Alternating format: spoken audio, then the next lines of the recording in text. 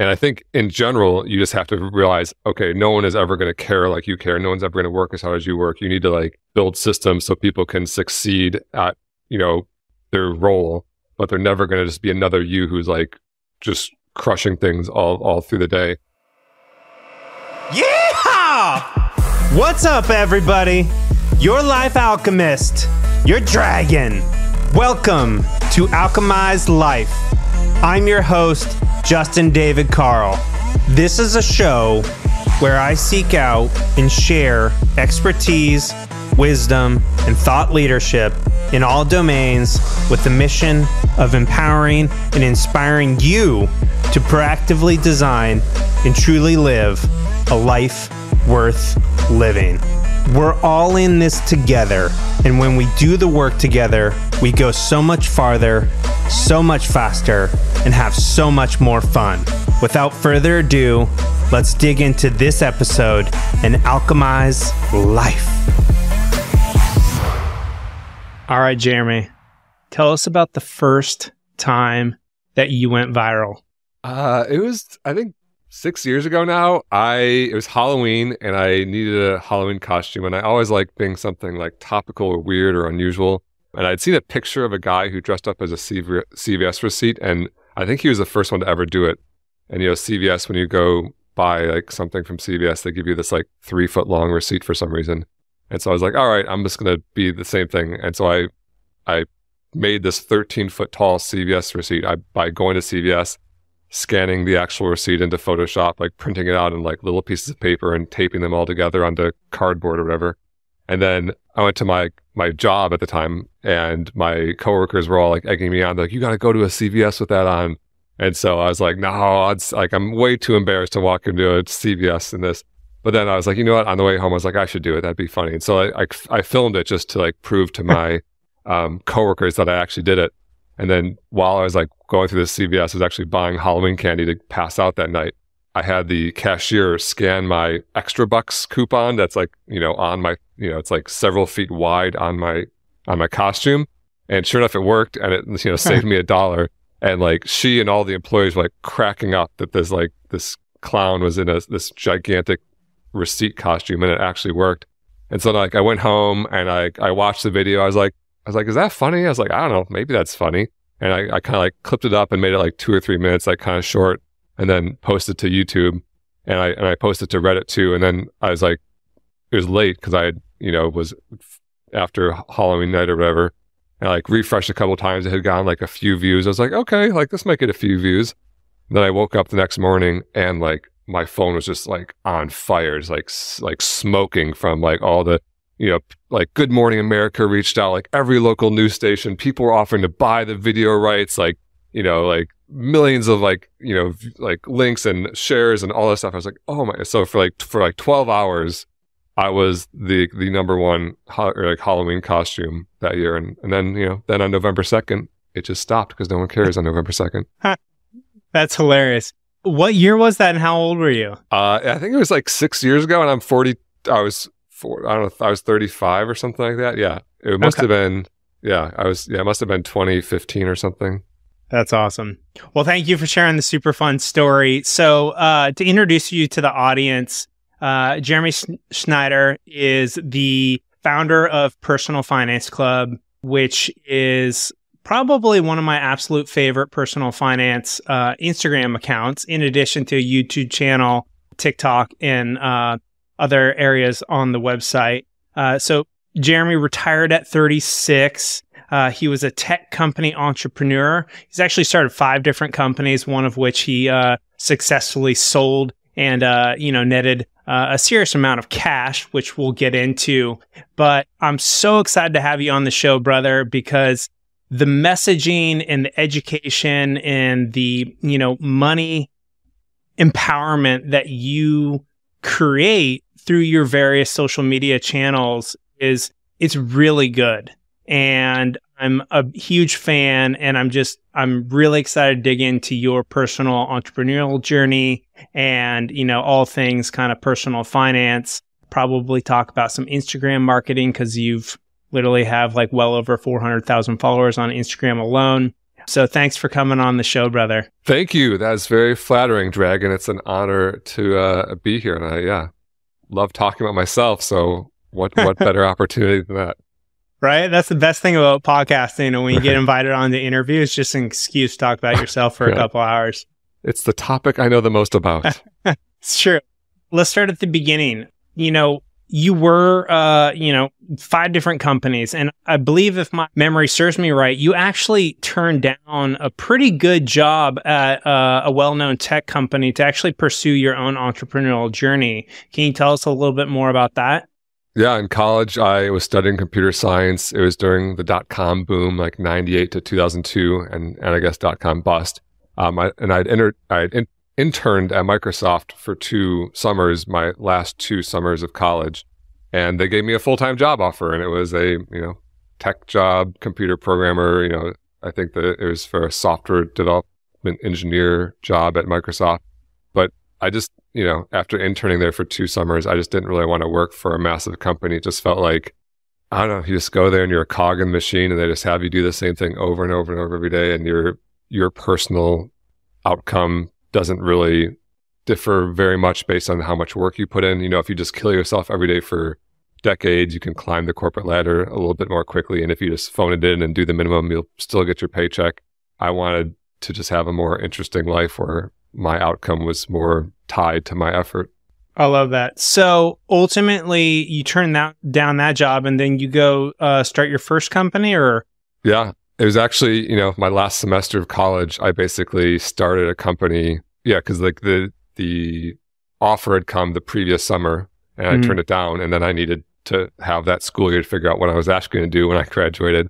And so then I started a company my last semester of college, and then when school ended, I was just starting a company, and I had no idea what I was doing. I think sometimes people hear the voice of some dude who's made it to some degree, and they think, oh, he must have always been predestined to do it, or he was anointed startup guy and always knew what he was doing. But I had no idea what I was doing, as does everybody who is an expert started off knowing nothing, had no idea what they're doing. That's like how humans work, And so I was like Googling how to start company, and it was a miserable failure for several years. I was living on credit cards for the first 2 years just to eat. I was like living on credit card debt just to eat, and only through persistence and slow improvement over the course of many years did it start to end up working. And what was that first company? It's called RentLinks. It's basically if you're a renter and you want to search for an apartment, you could go to like Craigslist or Zillow or apartments.com or rentals.com. And there's like 50 of these different websites where you can search for an apartment. But for landlords, that creates a problem, which is how do you post to all these different sites? How do you keep your ad updated and accurate? And how do you track all the incoming leads? And so we basically made this like advertising platform where you could post once, automatically be on all those different sites, update all those different sites, and have the leads come back to you automatically. I love that. So the reason I love that is my guess is that you are not super passionate about, necessarily helping landlords. I think you were probably more interested and passionate about like just the entrepreneurial journey. And at least this is my guess. And so you wanted to see if you could like fill a need that you had identified in, the world of real estate using the skills that you've built up at school and through your internships. Do I have that right? Yeah, that's 100% right. And most people don't ask the question that way. They're just like, why were you so passionate about this or whatever? And I'm like, the answer is like, I wasn't like, I was like a 22-year-old punk kid. It was like, you know what the world needs? Rental housing, advertising, syndication. I was just, it's my inborn passion. Yeah. And you're right. It was just me being hungry, not really literally, but physically hungry because I wanted food to eat. And I needed money for that. And so I couldn't just like go, I don't know, follow my passion necessarily. I had to figure out what people would actually pay for. And so, yeah, I started selling, the road that got me to that exact business model took a few years. At first, I was just selling websites to anyone who would buy a website because I was like a 22-year-old computer programmer and maybe someone would buy a website for me. And then I found a niche in selling websites to landlords because I could kind of make them consistent looking in the way they liked. But even that was really hard because you have to convince them to stop their existing website, which was a pain in the butt. And then eventually I found this consistent need where like all the landlords who I'd sold websites to needed this advertising service.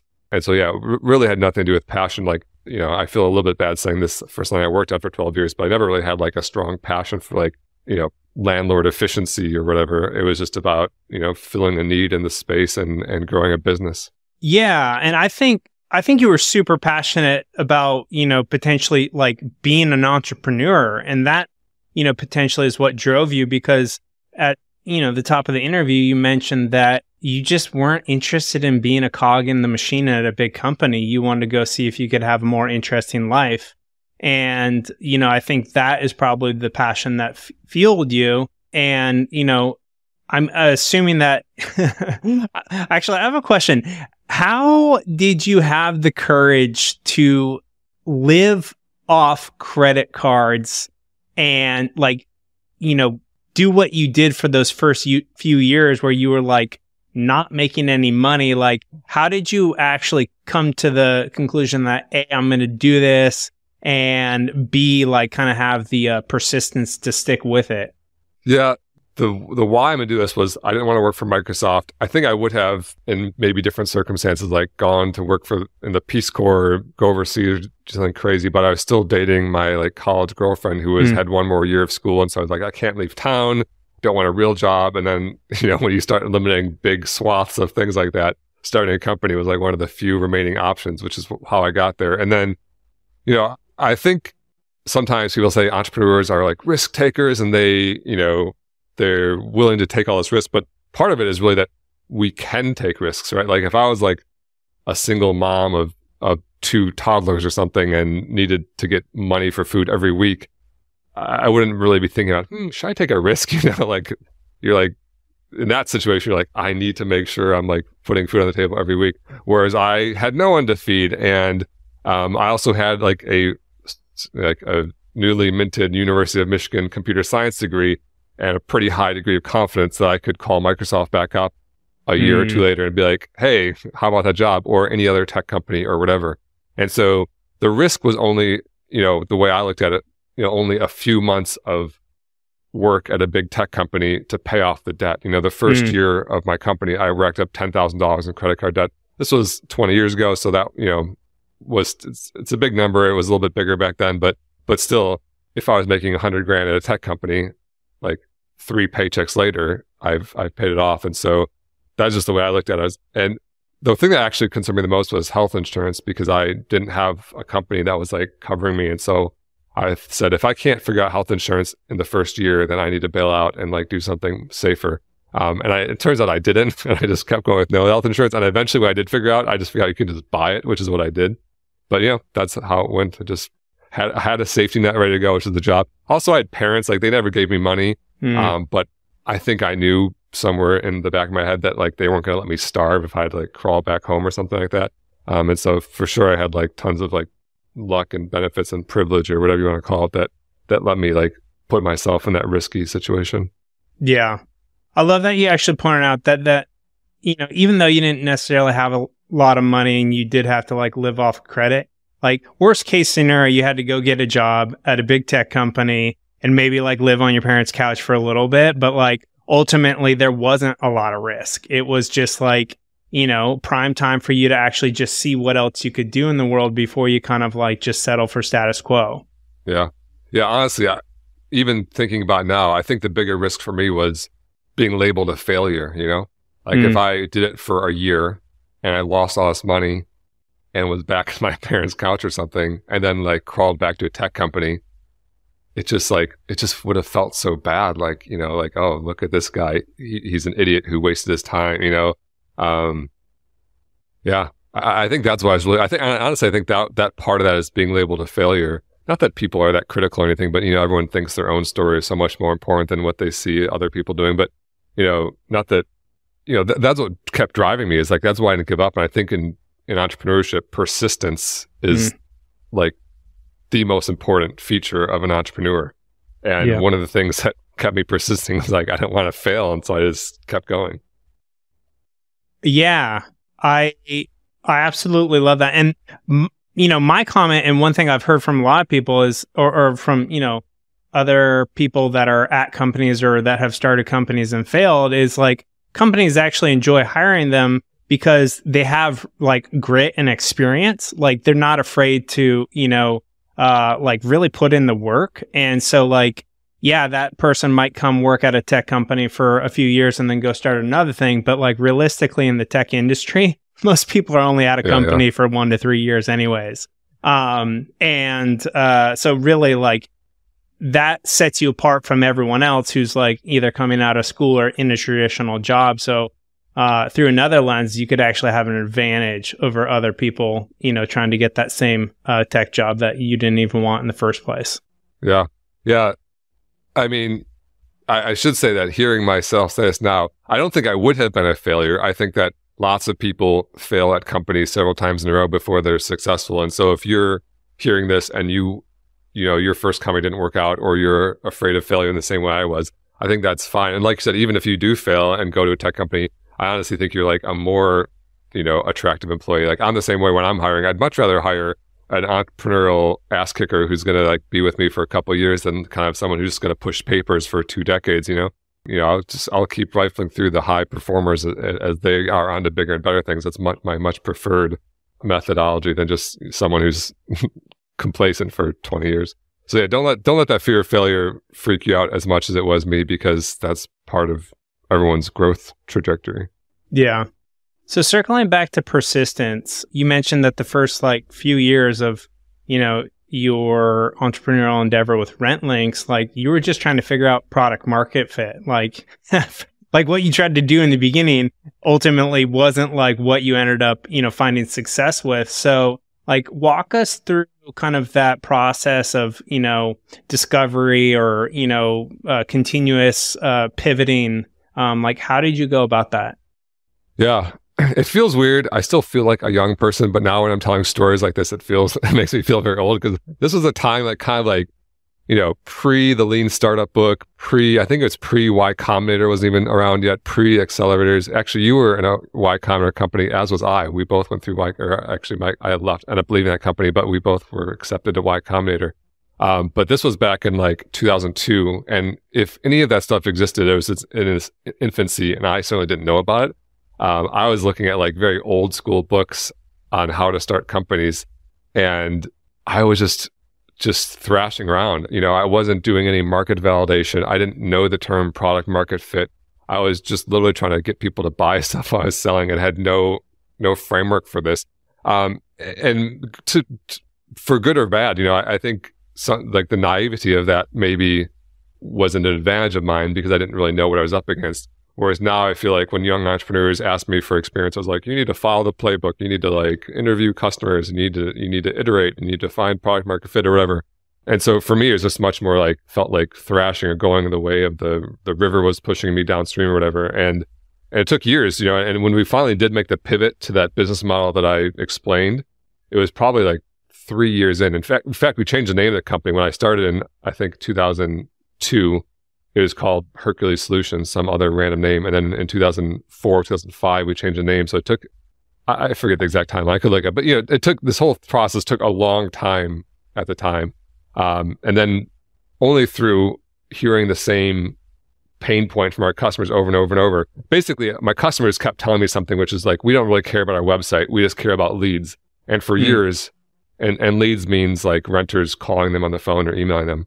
And for years, I basically didn't do anything with that information. I was like, I don't believe you. I don't trust you. Like, I know better. You should be buying my website because this is better than your website. And you should trust me because I'm a computer programmer, or I'm younger than you, or whatever. And so for years, I just try to like, just push this string. And then finally, I was like, what if we just believed what they're all saying, and that they really do want leads, and then just sell them the thing that they want? That literally was like the epiphany we had. And then we like, over the course of like 2 months, we basically made this pivot and created this new business model where they could just buy leads from us, essentially. We put them on more paid sites, and then they pay for the leads. And then after that, that's when like the exponential growth trajectory started. It's like, oh. So yeah, believe your customers. And it's easy to be very stubborn and want to do things what you think is best. But sometimes when you just start swimming downstream instead of upstream, things get a lot easier. Yeah. And that it makes me think about the fact that there's actually contradictory like advice and wisdom around like starting a company. It's like there's that like, adage that like the customer is always right. And then there's like the other one that is like the customer doesn't know what they need. And, that's like Steve Jobs like delivering the like iPhone, you know what I mean? Yeah.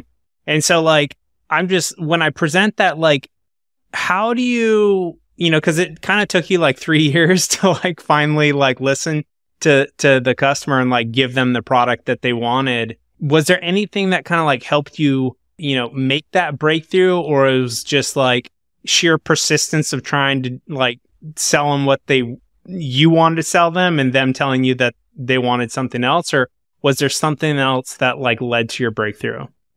Yeah, that's a good insight, because I feel like you can pitch both theories. You're like, Edison would have just made a faster horse or not Edison, Ford would have made a faster horse instead of a car if he was listening to his customers. But also, if you don't listen to your customers, you could be like me and just be like, this wayward entrepreneur who doesn't understand the market. And I think the answer is like, it's really hard.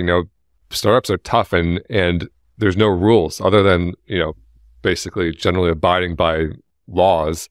You can do it any way you want, and any way has worked in the past.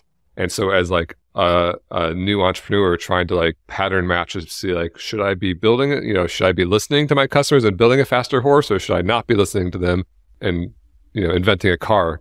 And the answer is, I don't know. Like, I have no idea. They both have worked in the past. I do think that the like visionary entrepreneurs you hear about of today and yesterday generally take the, don't listen to your customers approach more often than not. Like when you see, Steve Jobs making the iPhone, or Elon Musk doing whatever crazy stuff Elon Musk is doing, he's not generally like just looking at surveys and trying to like match the needs or whatever. But I also think that a lot of those fail, right? And so there's kind of like a survivorship bias to the successful ones, where like they were just sociopaths who were just not listening to anyone and they were successful. But maybe there was like 500 other Steve Jobs who had some other brilliant visionary thing that just ended up not being right. And before you saw the iPhone or whatever, before you saw the iPod success, there would have been no way to tell which of these sociopaths was like going to be the successful one. And so, it's tough, because I want to be able to like give an answer, like this is how you do it, but there's no this is how you do it. And that's like kind of the inherent risk and reward of startups, is that you don't really know. You're kind of walking into this black void of uncertainty until you find out if you've had success. Hey there, just a few words about the incredible show sponsors for today's episode, and then we'll dig right back in. Today's show is brought to you by Veg Nutrition. Live better. So I'm actually a Veg elite athlete, and before I joined the team, I spent months doing my due diligence to make sure that the company was vision, mission, and value aligned with me, my values, my mission, my vision, and my lifestyle. I got to know the owners super well. I even got to know the person who formulates all the products, and they passed with flying colors. So I couldn't be more excited to represent a company that I feel so aligned with. And I want to tell you about two of my favorite products. The first is the Veg pre-workout. So when I first went vegan, or mostly vegan, the last thing for me to go fully vegan was finding a vegan pre-workout that gave me the focus, the energy, and the power that I was looking for. And I can tell you, this is the best pre-workout that I've ever had. It gives me incredible focus and energy. And what's probably the best is it leaves me with no crash after I take it, which is great. And the flavors are so freaking good. There's literally peach mango and a Patriot Pop that tastes like, the firecracker popsicles, cherry lemon lime flavor. They're literally so good that I can dry scoop them. And they just released a watermelon flavor for just in time for summer, and it's incredible. So that's the first product. The second product is arguably also my favorite, and that's the plant protein. Comes in 3 incredible flavors: chocolate peanut butter, vanilla ice cream, and cold brew coffee. Yep, you heard me. Cold brew coffee flavor. It tastes incredible, all 3 flavors. 25 grams of protein, fully organic, incredible ingredients, heavy metal tested, and it is my go-to post-workout. Make sure that I'm recovering and refueling and giving my muscles the protein that they need to rebuild for that next workout. So go to vegnutrition.com/dragon and try their full line of supplements, and you'll get 15% off. Or you can just use Dragon at checkout and you'll get 15% off. So that's vegnutrition.com/dragon to get 15% off. Veg Nutrition, live better. Yeah. A couple things that you kind of made me think about. One is you mentioned pattern matching, which I think is an incredibly powerful skill that, really any successful businessman or woman starts to utilize. Is they start to see patterns, whether it's in customers or, experiences that their employees are having or whatnot. And I think that's one part of it.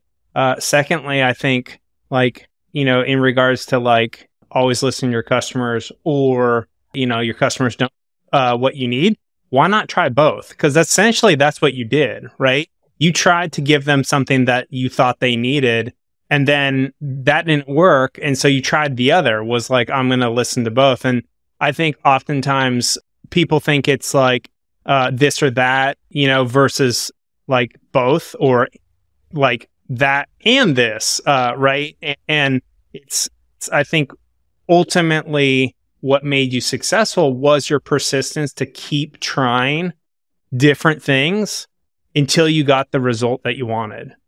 Yeah. I think the product I made wasn't one good piece of advice is when you're listening to customers, don't do what they say, but understand what they want, what their needs. And so, going back to the faster horse thing, and I might have breezed over that, but, Henry Ford, I think famously has some quote, if I was listening to my customers, I would just have built a faster horse. But you could have interviewed customers of the day and they would have said, it annoys me that my horse gets tired, or my horse isn't fast enough. And all these things, they might end up saying, so that's why I want a horse who's 10% faster. And while their conclusion is incorrect, their pain points are real, right? The horse shouldn't get tired. The horse should be faster. And so when I was listening to my customers, they'd say, we want more leads. But I wouldn't, I didn't, none of them gave me the idea of the syndication thing where we posted to 50 websites. None of them had that idea, but they all were saying, we don't care about a website, we want leads. And so I was like, okay, maybe I need to concoct, so there was a little bit of both pieces. That one was the more visionary thing where I was like, okay, how do I get leads? No one's telling me that part. But they do all want leads. So I think when you listen and you understand your customers' pain points and what they do, then you can take your entrepreneurial mind and say, okay, what's a solution out there that's going to solve their need and be good for my business? A lot of times they also suggest things that aren't good for your business. What you should do is you should go knock door to door on potential renters' houses and then ask them if they want to rent to my house or whatever, I'm like, that's not a business model that I could ever do. I'm a programmer and that sounds terrible. So you do have to take your own business into account there. Yeah. I think the other thing that often gets overlooked, and this is something you really pointed out, for every Steve Jobs, how many were there Steve Jobs that had crazy ideas that didn't work out? And I think people often underestimate or undervalue the factor of luck in any given entrepreneurial journey, right? Yeah. And there is that one kind of idea that luck is when preparedness meets opportunity, right? So you had been working, you personally had been working in this industry for a long time, and we're really trying a bunch of different things and listening to the customers, listening to their pain points, listening to their needs.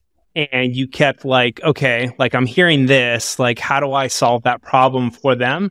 And so like you were constantly preparing, like more like learning more about the industry, like thinking as an entrepreneur creatively, like how do I solve these issues, right? So I think that's like definitely something that's super important is luck, but then also just that persistence to keep ideating as an entrepreneur. Yeah, I agree. Luck is huge. I mean, I do think that, Steve Jobs probably, if he was born 5 years earlier, 5 years later, or the butterfly flapped its wings in Africa or whatever, I think he probably would have been a successful person because he is, uniquely hardworking and whatever. But I'm sure there's other versions of the universe where he wasn't the founder of what became Apple, I think maybe there's a version where he's like a very successful creative director at a, design firm or something, and so, it does make it hard just to look at that one person and say, okay, that must be the correct path, because there is this luck is this big like X factor. Myself, like I got lucky selling my company. Like, it wasn't like I was like beating down offers to buy my company with a stick. Like, one good one came and I took it. If that one didn't come, maybe I would have still been some struggling entrepreneur. Or on the flip side, maybe if I had started a social media company instead of a, rental housing advertising company, maybe I would have had 2 more zeros after that number. And then I would have been like, on the cover of Forbes or something, And so it is hard to like, take this like randomness of the world and try to like apply reason to it in, how you make your own decisions. But I do think there's still, like you said, still persistence, hard work, all that stuff gets you there. And then the X factor is kind of unknown at the end. Yeah. So you spent 11 years building RentLinks, is that right? Yeah, something like that, 2003 to 2014. Okay. Now, tell us a little bit about that journey. Like, I know that in the way that you paid your employees was definitely an interesting factor. Like, were you getting rich while you were building this company, RentLinks? No. So, again, this was kind of pre all the, I guess there was some tech craziness in the .com boom, but I wasn't really part of that. And I started it in 2002, 2003 at the bottom of the .com crash. And so there was no one like flinging money at me when they heard I was starting a company. It was just kind of the opposite. I was just like out in the cold or whatever. And so we never took any venture capital. We never took a loan. No one gave me money for anything. We just simply, other than my credit card company, which I was using to cover personal expenses, we just simply try to make money and spend less than we made. And so for those 11 years, we were fully bootstrapped. I was always the lowest paid employee in my company when I eventually started hiring. We only had 7 employees, including me at the end. And so all my employees made more money than me. I was living with roommates. I drove a 99 Ford Explorer the day that I sold my company for $5 million. I was living in San Diego. My salary was $36,000 a year. That was my take home.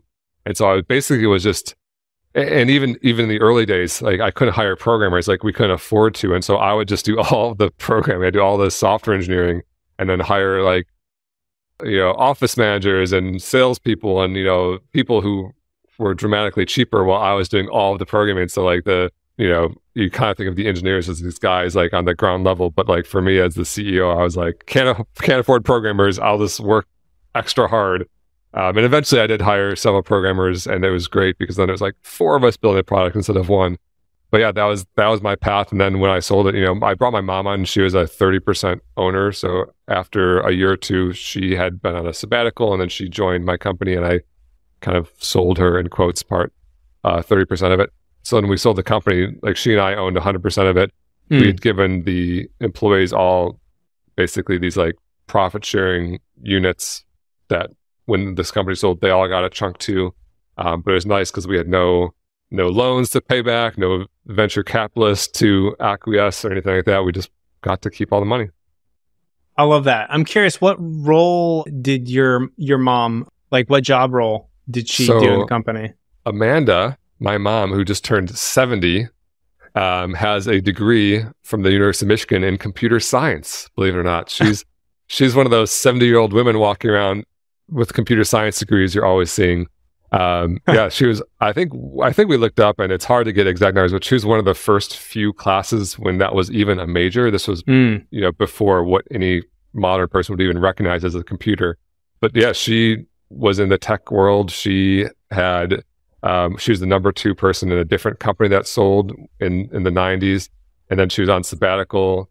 And then, yeah, she joined, and she was never writing code. She was like kind of beyond that, but she did have like great business development and like leadership. And, so she would do like partnerships and, just all the stuff to help run a business, like kind of a gray hair, as she called it, someone who has a little bit more experience in the real world of business than her 22-year-old kid or whatever. Yeah, I absolutely love that part of the story because, I think one mistake a lot of startups actually make is they don't get enough like wisdom, like people with like deep business wisdom in their company. So they make a lot of mistakes that could have been avoided if they had been willing to bring in some more kind of like seasoned business people. Yeah. And I also just think it's cool that like you weren't like, you had no, I mean, maybe you did have qualms about bringing a family member in, but like I would say most people would not want to work with their moms. So I'm like, how did you actually come to that? Well, like I always got along really well with my mom. And so for sure, this doesn't work with every parent. And yeah, I don't know. At the time, I just really thought I needed a second person because I was like trying to sell some like government contracts and stuff. And when you're just like a one-person show, it just seems so like nakedly obvious that there's no one else there. But when there's 2 people, it's like, oh, one person answers the phone. The other, it just seems like this company of indistinct size if there's more than one person. I just thought that was like a really big deal. And so, I brought her on. There's like a few days early on where I was like, man, she's not doing a good job, or she is like underperforming, and it's really being a young entrepreneur.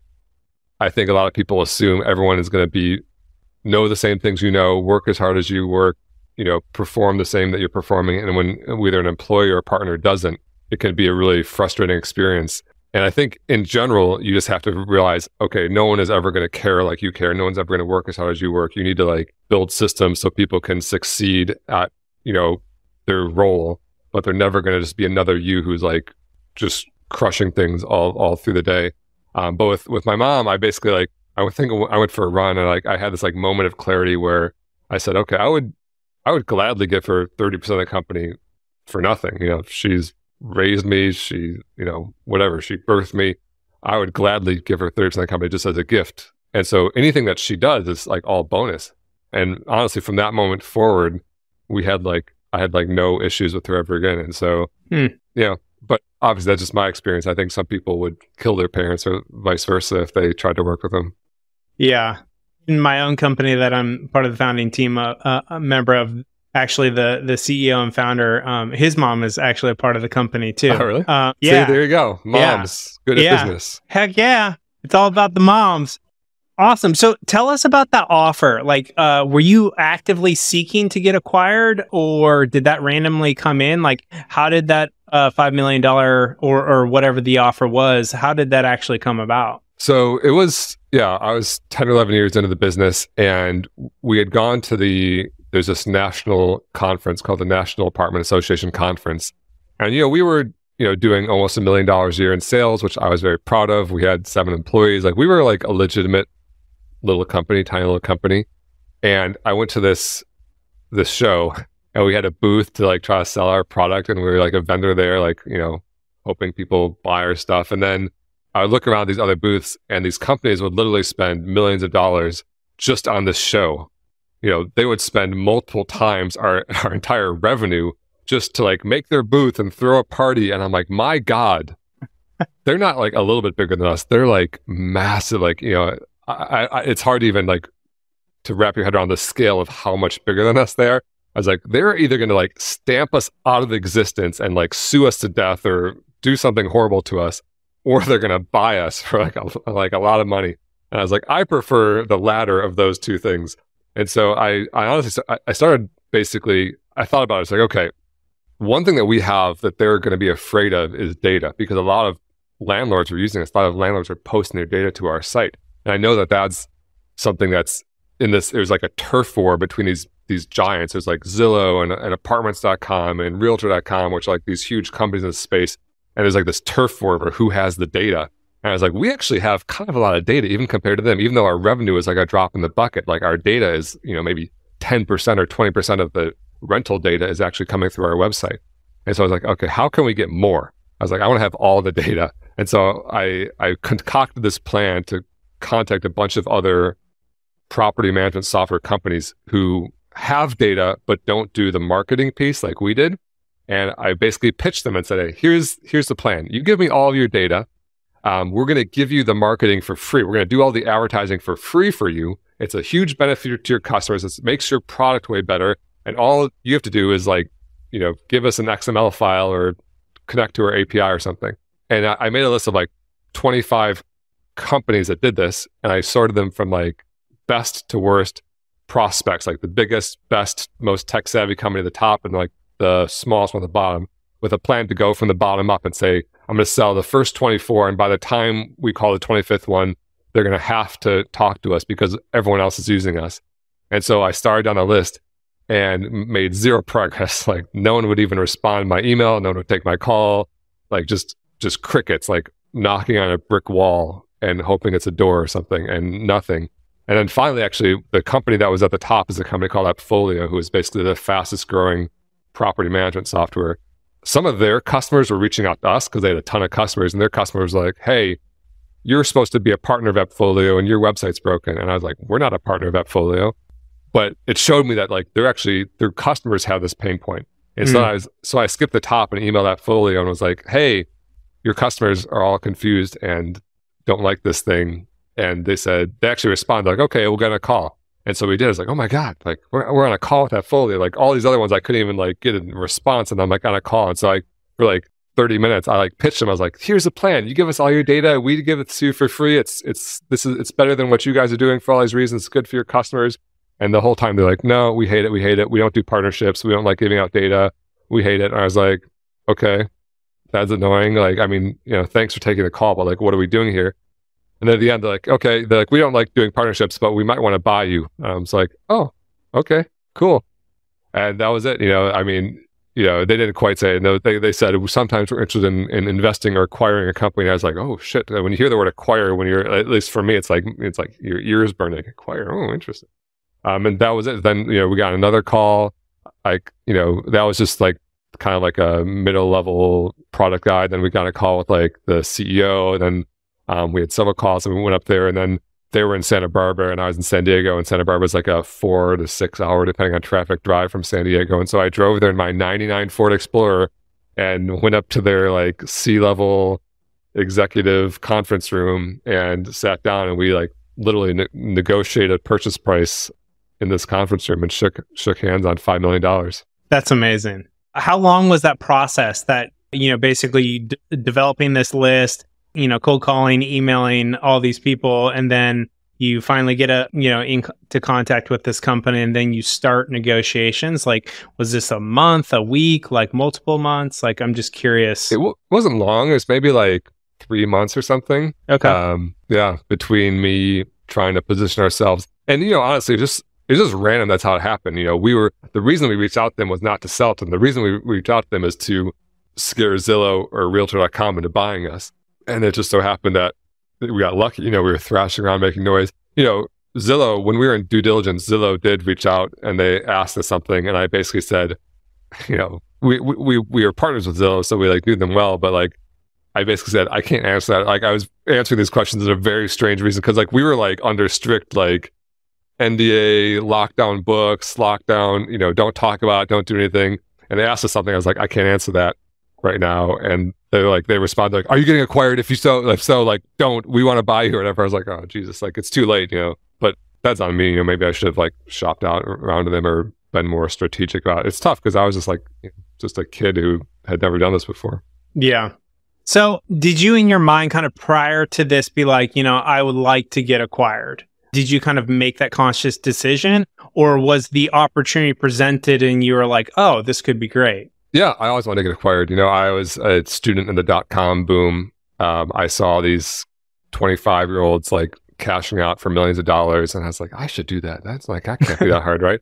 And so I just like you said, that my lifelong passion wasn't rental housing advertising. I didn't necessarily see this as something that I wanted to do until I died. And frankly, like I worked on it from, 23 to 33 or whatever, 23 to 34. Those were like a lot of like young years of my life, and I was kind of sick of it.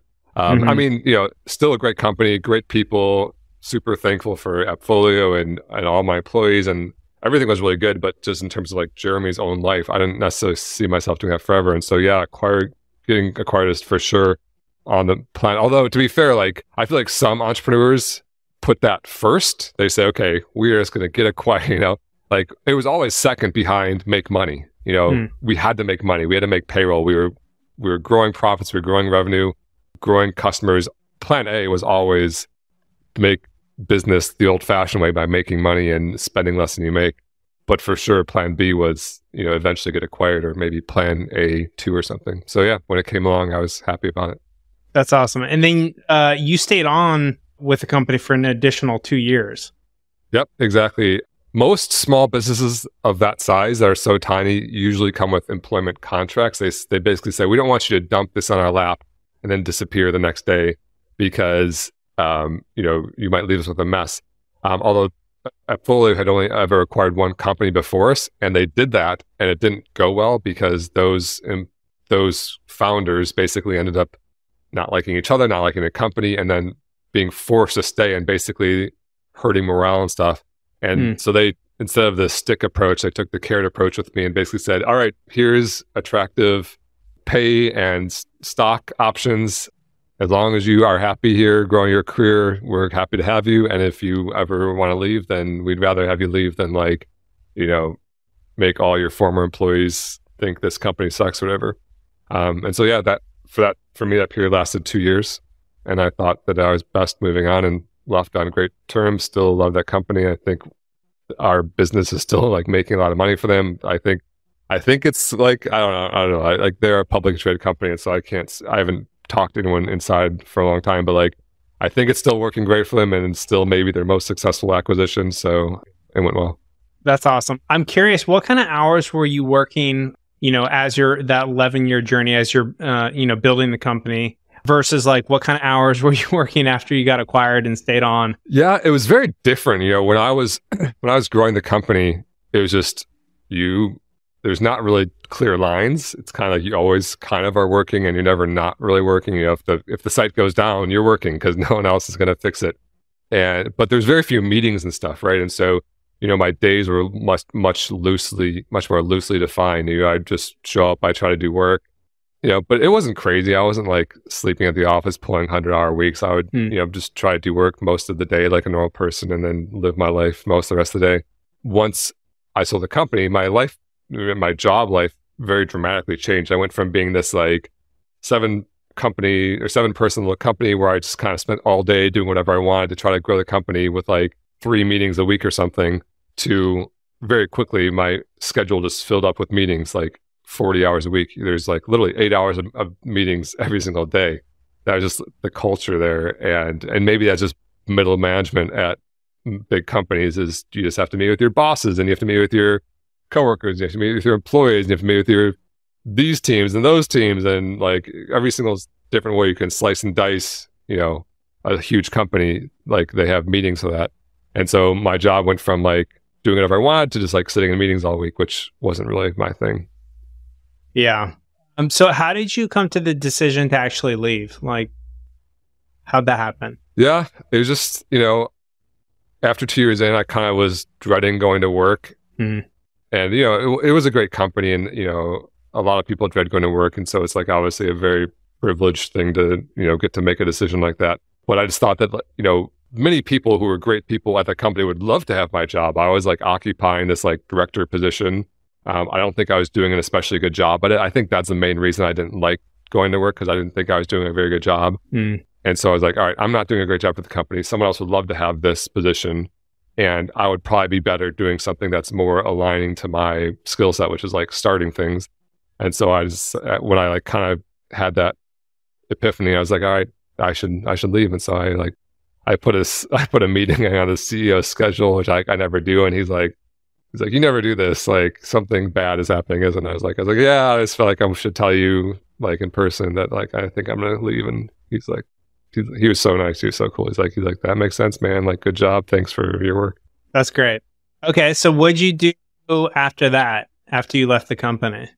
So I finally, quit my job. I was 36, unemployed, millions of dollars in the bank. I think I had about $3 million in the bank at that point. Yeah, the $5 million turned into $2 million after my share in taxes, and the $2 million turned into $3 million after income and growth of the market for 2 years.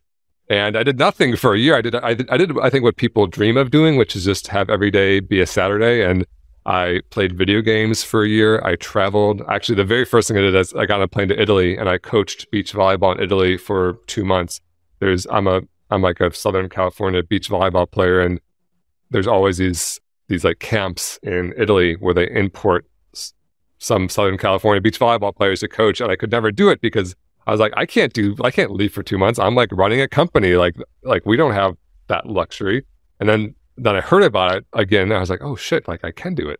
And so yeah, it was like me, who was this like 36-year-old tech CEO with a successful exit, and then like a bunch of like career volleyball bums.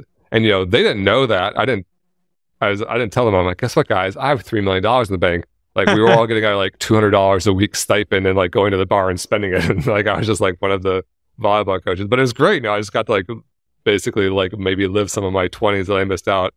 Yeah. And so for a year I did nothing. And then I think it was great partially, but also I think I learned that, it kind of, something was missing. I was missing basically like purpose in my life. I wasn't working towards anything. I wasn't building anything, and that didn't feel good. I just felt like I was on, vacation for way too long and then stagnating. And I really didn't want my life story. I could imagine being like 70 or something and someone saying, "What's your life story?" And I was like, "Well, I sold a company when I was 34 and I've been a piece of shit since then." That doesn't seem like a great story to tell. And so, I wanted to do something else. That's really interesting to me because, earlier you said, as you're thinking about whether or not you want to take the job with Microsoft, is you kind of like took a more like macro view of your entire life journey, and were like, I don't really want to go be a cog in the machine. I want to kind of just see, what kind of entrepreneurial journey I can have now. And then you kind of did a similar, reflective exercise. Have you always been that reflective? Is that something you've like consciously built up, or like how did that come about? I don't know. I don't think I'm especially good at that, or maybe I am in some parts of my life and bad in other parts. I feel like, maybe both of those things were more like localized issues at the moment where I'm like, I don't like working for this company. I have to do something else. I guess the 70-year-old thing is like a very long-term view thing. But yeah, I guess even after a year of doing that, it was still relatively localized, which was I'd be at a party and people are like, "What do you do?" And I'm like, "Nothing." I don't do shit. It's like not a really good story to tell even at the moment. So yeah, I don't know. I mean, I do think that's like a good skill to have. I think that successful people often think, 5+ years out. I actually heard something recently that was like, almost anything in the world is possible in 5 years. Like almost anything you can dream of, you can do in 5 years. But so few people, think about 5-year goals and like the incremental daily things they need to do to get there. Instead, people are just like thinking week to week or month to month, and you don't make that big progress that way. So I think personally I should be doing better at that, but I guess it's flattering to hear you think that there's part of that I'm already doing. Well, I think it ties into your success as an investor ultimately, because you have, I've read tons of your posts, and like you're just relentlessly focused on the long-term like vision and goal and process of growing money. And so I think this is a good segue into like, when and how did you get into investing? Like, I'm curious, were you, as you're building, RentLinks, were you investing? And then, when you got acquired in those kind of 2 years of working, were you investing? Walk us through kind of your investment journey. I think my investment journey started relatively, well, I was certainly fortunate when I was in high school and I got my first job. My dad sat me down and helped me open up a Roth IRA and explained to me that when you when you have money and you have income, you should be investing some of it. And so we opened up a Roth IRA and chose mutual funds. And so I definitely had, some context to investing at a very young age, which was really lucky. And then I went to college and I opened an E-Trade account, which is kind of like the Robinhood of the day. And I was just doing random shit. I was like, ooh, investing sounds good. And you hear these big fish stories of the guy who bought this stock and made this much money. I was like, I should just do that. And so I was just randomly buying stocks. And I was like, all right, it's so funny because now I hear people say this stuff to me and they're like, Jeremy, I heard this company was good. I should buy it and make a lot of money. And I just want to like reach through the phone and like choke them and say, that's so dumb. You think that's going to work? How could that possibly? You think it's that easy? But like only with 20 years of experience to I know, because I did the exact same thing. And I was like, I remember like once I was in college, I was like, this is what I should do. I should the next time I hear about like a young company that I've heard about for the first time, I should go buy their stock because then it's going to get big, and like, it's not a crazy thing to think, but the problem with that logic is like everybody else knows that too. And much more sophisticated investors understand that small companies become big companies. And so that's all priced into the share price of stock. And the other thing is small companies sometimes become non-companies and go out of business. And so just it's no more likely than any other random solution. So yeah, so I was just like randomly day trading, not even day trading, just like buying and selling at random intervals stocks. And then, over time, I think I matured a little bit in my 20s and started just putting more into my mutual funds or whatever. And then when I sold my company at 34, I was like, ooh, I got to get serious about this. And so I bought a book called The Beginner's Guide to Investing. And it was like 100 pages or something. And I read it all and I was like, oh, this makes a ton of sense. I'd never like systematically looked at it like that before. Then I read like 5 more books on money and investing. And they all said the exact same thing. I was like, oh, this is like the secret that nobody talks about, which is all the shit you hear about in the world with like day trading and futures and options and Bitcoin and speculation and all this stuff is just nonsense. And the real wealth building trajectory is very, very simple, which is like you buy and hold, you hold for decades, you leave it alone, you minimize your costs, which is like the one proactive thing you can do to improve your future returns. And yeah, I just have been doing that ever since. That's great. So how did you get from being retired to starting your current endeavor, Personal Finance Club? Like, how did that come about? It was after that year of, coaching volleyball and doing nothing. I was playing StarCraft 2 for a year and I was very addicted to it. And I somewhat do have like an obsessive addictive personality. And I would just wake up every day and play this game for like many hours a day. And it's like a very like intense game. And at some point in that year, I'd like talked to a girlfriend of mine and she was like, what do you want to be when you grow up? And I was like, I would love, I love personal finance. I love, helping people. I'd love to like host a show or, be some sort of financial literacy advocate. And she's like, that's not crazy. And I was like, you're right. That's not crazy. I'm like, like in a 5-year window, like anything's achievable. Like if I took that time. And so I was actually in Mexico on another vacation for a week or for 10 days or something, actually very remote, living out of a van kind of thing, no internet, no nothing. And over that week, my addiction does thankfully kind of like subside relatively quickly. And so when I got back, I didn't have that addictive, urge to play StarCraft for the first time in like a year. And so I was like, I need to take advantage of this. And so I uninstalled it. I just literally from that day forward, I haven't played a game since because I just don't think it's good for my life. I think some people can game and have balance or whatever. And before that, I hadn't gamed since like there's another time in college where I was gaming and I was like, no, I need to quit this.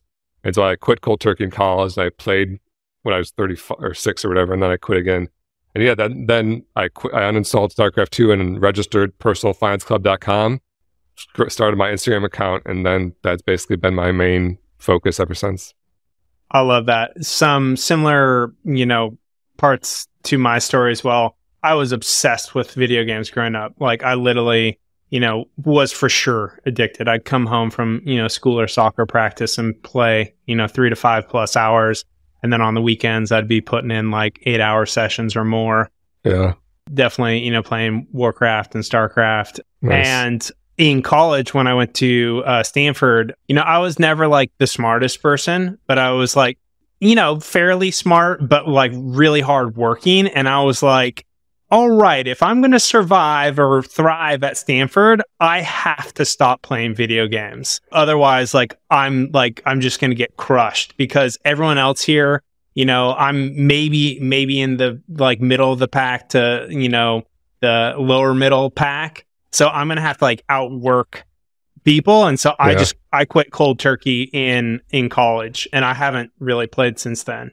And then similar to you also, like a very early age, I was like investing in like singular stocks, and I'd like, read an article about like some like mining company that was like undervalued, and I knew nothing about mining. I knew nothing about precious metals, So and I'd tempting. like put like all my free money in it and then just watch it go to nothing. And I made like all these stupid investment mistakes as a kid, growing up. And it wasn't until later that I learned it, more kind of similar strategy to you about, index investing and long-term buy and hold and all that stuff. So super fascinating. So I know you had a goal to grow Instagram to a certain size in a certain time. What was that goal and size?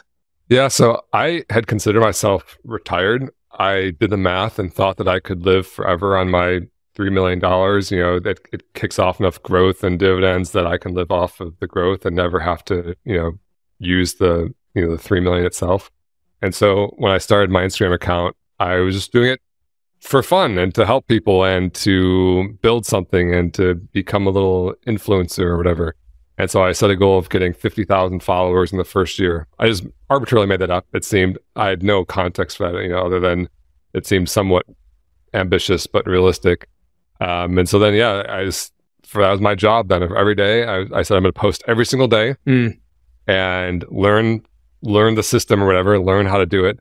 And that's what I did. And I kind of started, And by the way, I missed that goal. I think I started on January 9th or something of 2019. And then at the end of the year, I think I had like 44,000 followers. And then I think by mid-January the next year, I had 50,000. So I was close, but I missed it. So you literally posted like every single day for an entire year. Yep. Every 365 posts in 365 days. I almost still do that. Sometimes I miss one just because like I'm lazy and resting on my laurels a little bit, even though I shouldn't be. But yeah. And I went on some vacations too. I remember I'd go, it's like a grind to create Instagram content. And like I try to make like high quality, in-depth, thoughtful stuff. And so I'd go on I went to the Galapagos Islands that year for like a week, totally out of internet contact. And I made like 10 posts at a time, and I had them pre-scheduled so they'd post automatically while I was gone. I did that a couple times. Actually, I think my most successful post in history was one of those posts where I was gone. I came back. I was like, oh my God, like I just had thousands of new followers in a day. Yeah. You point out something that I tried to explain to a lot of people. I'm nowhere near as, big as you on Instagram, but I've been at it for a really long time. Definitely nowhere near as consistent as you, other than the fact that I probably was on it a lot earlier than you. So in terms of time that I've been on it, actually, posting and slowly building an audience, is just how much time and energy it takes to create content. Like people think it's like, oh yeah, just post a picture and like write a caption. And like, I'm curious, like, in those first few months, and then even now, how long does it take you to create a post? Like on average, like in the beginning compared to like now that you're a lot better, like how much time? Yeah, I agree that I've seen people like phone it in. There's this, I'm not going to say his name obviously yet because I don't want to pick on him, but there's this guy who like asked me for advice one year on Instagram. I looked at his account and he had posted like 2,000 times, some like huge number of posts. And he had hired some like virtual assistant or something to create these posts. And they were just like some stock photo with some stock quote over them or something like that. Just some like real low effort thing. And after posting 2,000 times, like, and he tried to like, it was like a robot pretending he had an Instagram account where he's like doing hashtags and putting inspirational quotes on stock photography or whatever. And after 2,000 posts, I think, I'm not exaggerating, I think he had like 220 followers. Yeah. It was like astonishing. I don't even know if I could make an account that had so few followers, just because there's like people might click follow by mistake, or bots or something are going to follow you. I was like, this is a monumental achievement in like poor performance of Instagram. But you know, I said it just because like you can't phone it in, right? You know, there's real humans on the other side of this, and a real human who sees a lame quote over a stock photo is just going to immediately tune it out. And like humans are so adept at filtering out ads, first of all. And so if your Instagram account is an ad, you're going to get negative engagement, right? Like it's like getting junk mail in your mailbox, like people hate it. And so it can't be an ad. And it also can't be like boring or not like unvaluable and of no value. Is there a word? Like invaluable means valuable, but like it can't be of no value. And so it means it's hard work, you know. It means you have to make something interesting, insightful, hopefully unique, something that took a lot of time. Usually, you know, every once in a while, I'll get lucky and have some really clever idea that's very, very, very simple and can make it quickly. But generally, we put a lot of work. And so I'd say an average post takes 3 to 4 hours, maybe. Yep. And so if you're doing one every day, it's approaching a full-time job. You know, I have 2 employees. Yeah. And we like currently have a deal going where like they as a team post 2 days a week and I post individually 5 days a week. And that's how we split up the 7 days, just because it's really hard, you know, and I can't fault them for, you know, they're doing other stuff too. It's like they're doing a lot of other stuff. So, but you know, it's hard to crank this content every day. So yeah, it takes a lot of time and practice and stuff. And my early content sucked. You know, if you scroll, it's going to take a long time, but if you scroll way back, it looked bad. It was bad. Yeah. And so, you know, it just takes time to, in any sort of, you know, creative endeavor, you suck at first and you have to like keep working. Hey there, just a few words about the incredible show sponsors for today's episode, and then we'll dig right back in. This show is brought to you by Feel Free from Botanic Tonics. This product is unlike anything I've ever had before. No joke. It's made with kava root and other ancient plants, and just half a shot gives me this incredible sense of focused flow and productivity. And I love to take just half a shot right before I work out. I take it with my pre-workout, and it takes my workouts to the next level. It is seriously unlike anything I've ever had. It's also an incredible productivity tool for any big work projects that you have, or long periods of time where you just need to be super focused in flow state and get a lot of shit done. So if you want to give this a shot, you can go to botanictonics.com and use code DRAGON at checkout to get 40% off your first order. No joke. 40% off with code DRAGON. That's Feel Free from botanictonics.com, code DRAGON. Feel free, feel good. Yeah. And I'm sure you probably spent way more than 3 to 4 hours in those first few months, like, or at times like have easily worked on one post for like 6+ hours. And I think a lot of people, they see it and it's, you know, because personally, I think Instagram is a great platform, you know what I mean? And they keep making it better, right? And so like you go to your page and it's just awesome. It's like packed with information, but it's created and delivered in a way that is so easily consumable and enjoyable to consume, while also like insightful and encourages like positive action. And for you to be able to like do that, like curate it, the information and deliver in it, like it takes like serious like effort, intent, and like, you know, like you said, like experience. I mean, you've done this since 2019. And I'm just curious, you know, since 2019, like how many days have you not posted in the last, you know, almost 4 years, right? Yeah. I mean, the plan is still to post every single day. And frankly, if we were more aggressive, we'd be posting multiple times a day. Yeah. You know, because our posts take a couple of seconds to consume. You know, people look at it like, oh, you know, some people read the whole caption, which is nice. We usually write very long captions. Yep. But when I see like really fast growth accounts, they're often posting like 4 times a day. Yeah. Although I do think there's somewhat of a distinction between just fast growth and like a loyal following. And I do think that because our quality remains high and our messaging remains consistent, people start to know me. It's honest. It's like I'm talking as myself usually. Sometimes my employees are posting and they talk as themselves, and it's honest. So I think that people, it's a more valuable following if you want them to take your course or trust your word or whatever it is. But yeah, we post, still the plan is to post almost every single day. I didn't post yesterday and I haven't yet posted today, but I will post today. Yesterday was Sunday. Sometimes I give myself a little bit of a break. Sometimes we do post reposts because we now have, 4 years of content, and sometimes you just make an absolutely fire post, so now we have 450,000 followers or something. And some people didn't see it when we had 50,000 followers. We might have made this amazing post. And so even if, every single one of those followers is the same, which they're not, and even if everyone saw the first one, whatever, like most people haven't seen this. So sometimes we post reposts. Yeah. The other thing that we haven't covered is, after you post, you engage with your audience in the comments, and like you probably spend a few more hours doing that, right?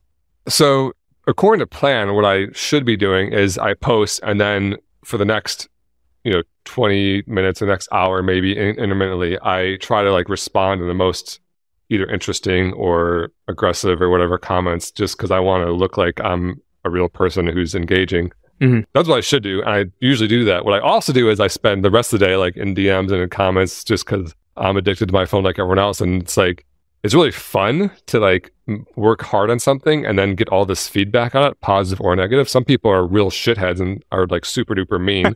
And even that like evokes an emotion inside of me. But most people are very nice, which makes me feel good. And so I definitely, if I was a better entrepreneur, I would be like, all right, spend 2 hours in the post, spend 30 minutes on the comments early on, so it looks like you're engaging, then don't work on it anymore, because it doesn't like, there's no more benefit after that. That's what I should do, but that's not what I do usually. Yeah. So like ultimately you're telling me that like you often spend the rest of the entire day like going back and forth with your audience. So like I'm sure like, cause you care and you're proud of your content and you love the feedback. So like, I'm just like, a part of me wonders like, okay, if he added every single minute up that he spent kind of like, on the engagement on a particular post, like I bet you on some days it's easily like between making the post, posting the post, and then like, the back and forth engagement, like it's probably easily 6 to 10 hours in a day. Yeah. But I still maintain that I could have done it in 4 hours or whatever. I think a lot of that is not good for the business. It's just what I do. Yeah. But I mean, I think it is indicative of like how basically since 2019, in under 4 years, you're almost at like 500,000 followers. Sorry, I was quiet for a second because my desk was standing up. I need to stand up after a while. You can edit this out. Yeah, no worries. We might leave it in because it's fun for people to actually hear. That's true. Sometimes people like seeing how the sausage is made. But yeah, to your point about having a lot of followers, I will say a lot of times people say, oh, you blew up overnight. And that is not how it feels. It feels like I grinded every single fucking day for 4 years and got a few followers per day and, worked really hard, and every single day tried to bring something new and exciting and interesting and valuable. And that is what really got me there. I think some people have this like misconception about business or success in general. And, I know you're a fitness guy. This goes over to fitness too. And, someone sees a picture of you, they're like, what'd you do? Like, what's your secret? You're like, fucking diet and exercise like every day for 4 years, like a little bit a day for a very long time is kind of always the answer to where success comes from. And so, there isn't a magical pill you can, a magical thing you can do on Instagram. It's just like, it's work, it's hard work. Yeah. Which, I want to check in with you. We're 5 minutes over the allotted time. There's a couple more subjects I wanted to cover. Are you okay going for another like 15, 20 minutes? Yeah, let's do it at least. We haven't gotten to some of the good stuff yet. Okay. This is what I'm talking about. We're at 112 and like, I'm loving this. I'm like, your story is so fucking good and you have so much wisdom. Like, I don't like, this is why I was like, hey, this could take 2 hours if you're okay with that. Well, I've been on podcasts where I'm like, all right, I need to get off this. So maybe that's why I acted like less, but that's not what I'm feeling right now. So let's keep going. Yeah. So I absolutely love this. And I may have heard this from you, and you're more than welcome to claim it. But it's consistency multiplied by effort multiplied by time. And that ultimately can result in, X number of, financial success or career success. And the reason that I bring that up is because, someone may make the argument like, well, Jeremy, like, you got lucky, you sold your company for 5 million and walked away with 2. But what they're missing in making that comment is that you literally consistently put in effort to building that company, like massive amounts of effort, for 11 years.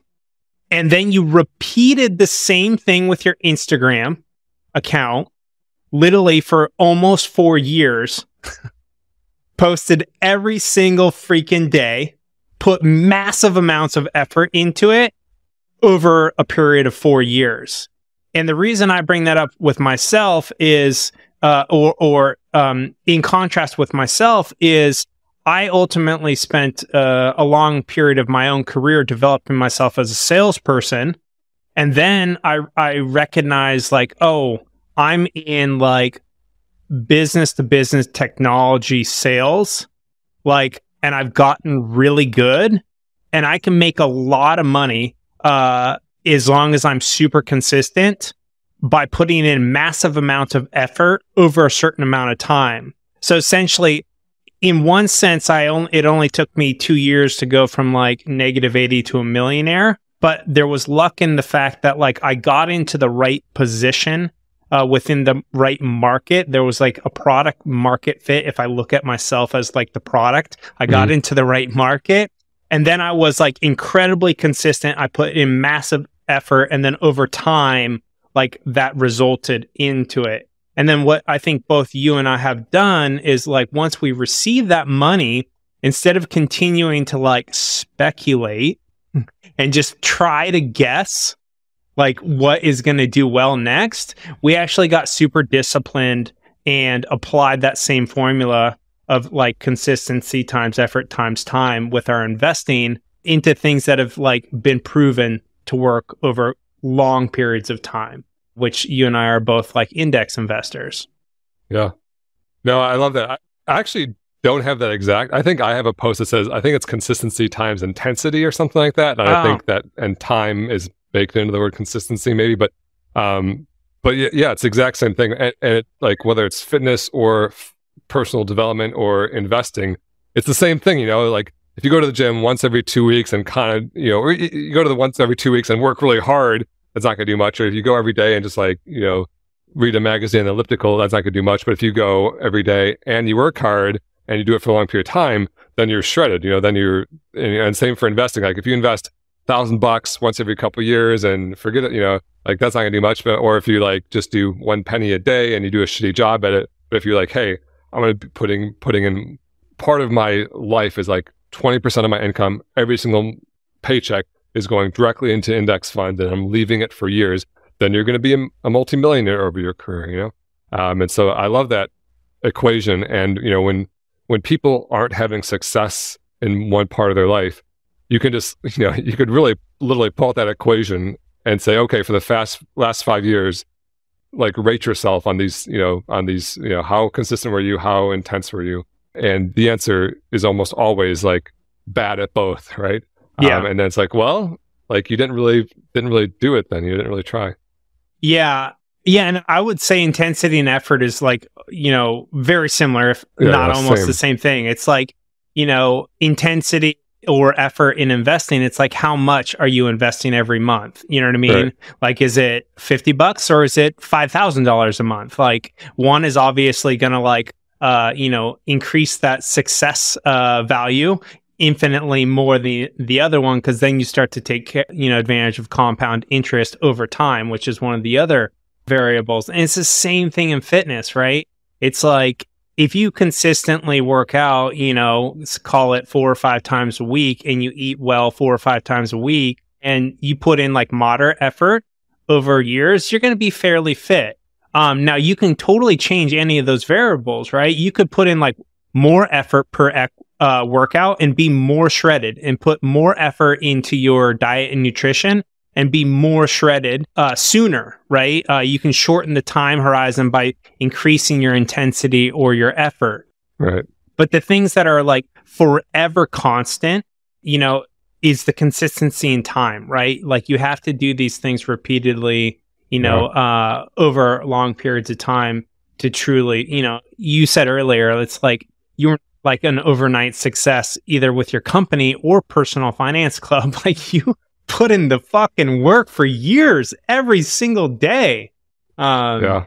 One of my favorite sayings is overnight success takes a decade. Yeah. Because people say like, they're like, oh, you sold a company, you this. I'm like, yeah, but you didn't see. I even think about that with athletes. I feel like they kind of like you turn on the NFL or something on Sunday and you see these guys and like you almost never see the work. There's never really they don't really have sometimes they have cameras, but like they don't really have cameras on these guys who are just like for a decade of their life where it's every day, their whole life is around football or around basketball or whatever it is. And just because like we glorify the end result, we don't glorify the work that was put in to get there. And so I think that, and then as like an individual in any aspect, you see the end result and you're like, oh, I want to do it. And then when they hear, oh, it takes 10 years or whatever, then you're like, okay, never mind, I don't want to do it.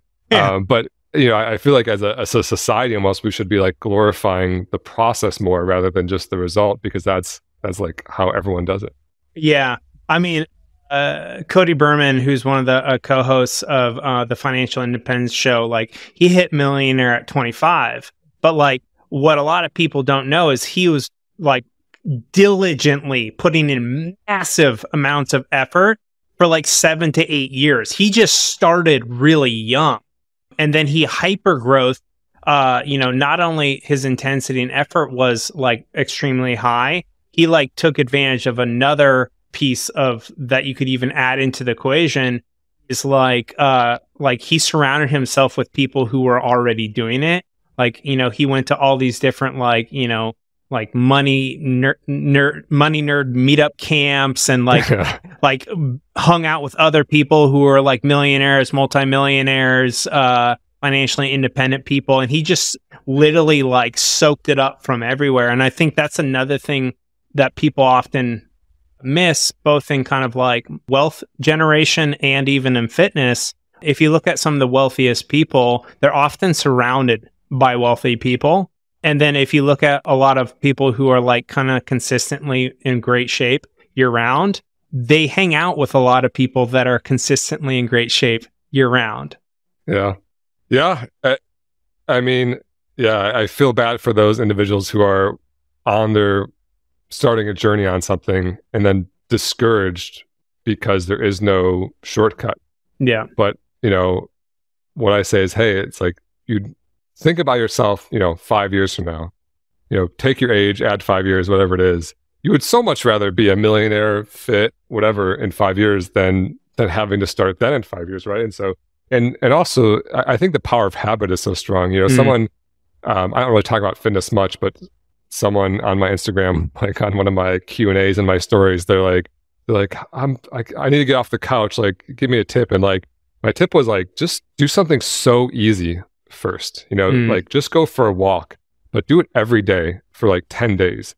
And on the 11th day, you'll feel weird if you don't go for a walk, because that power of habit is so strong. And same for investing. People are like, oh no, Dragon just said $5,000 a month. I can't do 5,000 a month. I'm going to do zero. No, do $5 a month then. Yeah. Start with $5 a month and then just do it consistently and then say, okay, hey, 5 is working. I'm seeing 5 grow, now 10, now 20, now 40, and I think that, habit and surrounding, working to surround yourself with people and all this stuff is just gonna bloom and blossom over time.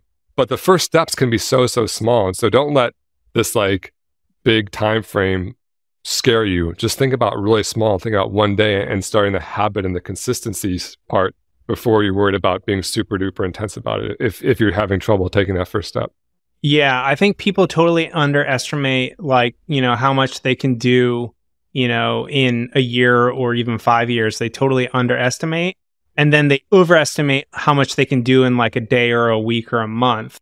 And one of the things I want to point out, because like I am such a fan of your page, is like one of the ways that I like constantly surround myself with like wealthy people is by using the power of the internet and technology and Instagram and podcasts. So like I basically look at your page every day. And so I'm like, even though like a lot of it, like I know, it's like repetition is the mother of skill, which then translates into the repeated action that I take every day, week, month, and year. And so like for, people that aren't following you, like if you want to level up your money, like go follow Jeremy's page, Personal Finance Club, subscribe to his YouTube channel and, listen to like any of the, like his work and other people who are at the financial level that you want to be at. Because like, one of the common complaints I hear is like, well, I don't know any wealthy people. And I'm like, there are tons of fucking wealthy people on the internet that like literally talk into a microphone or create content every single fucking day. You can hang out with millionaires all day long if you're just a little bit like strategic about how you design your digital environment. Yeah.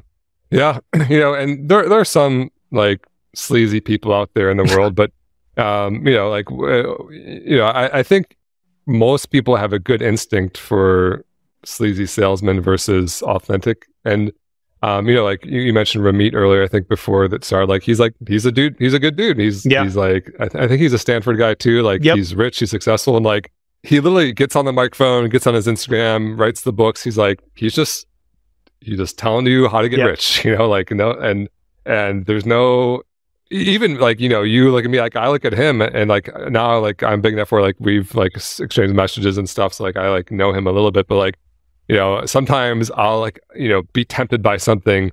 Like someone said, Jeremy, is there going to be an advanced investment course? Like I know index funds, but I want to do like private equity and, what are those things that rich people do in New York? Hedge funds and all stuff. And like, for a second, I was like, oh man, like maybe I do need to learn the stuff to do an advanced course. And I like thought about something that Ramit said. He's like, rich people don't have access to better investments. Like they had just had access to like weirder, higher cost investments. He's like, the index funds represent the business of the world.